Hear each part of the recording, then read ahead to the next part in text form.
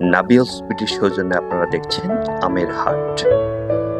রংপুরের সবচেয়ে বড় আমের হাট, যেটি আমের মৌসুমে এখানে বসে।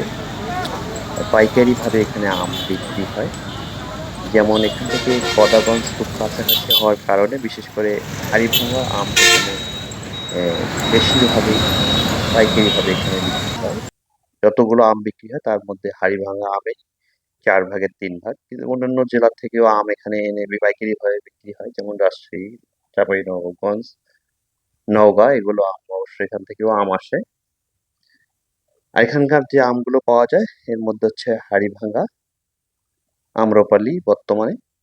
কিছু আরেকটা বিশেষ আম আছে যেটা সাদা আম এখানে পাওয়া যাচ্ছে, ইসুরতেলি এগুলো আম পাওয়া যায়। আমি যখন এই ভিডিওটি করতেছিলাম তখন রাত 11:30 বাজে।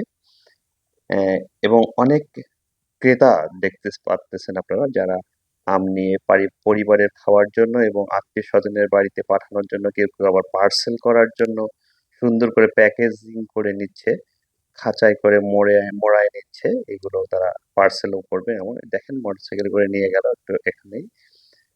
তো এটা হচ্ছে আসলে রংপুর ঢাকা মহাসড়কের পাশে, রংপুর বাস টার্মিনালের কাছে সংলগ্ন একটা রাস্তার পাশেই একটি এই আমের পাইকারি বাজারটি। প্রতি বছরই এখানে অনেক আম বিক্রি হয়, সেটা সাধারণত উপকৃত হয় এখান থেকে আম কিনে।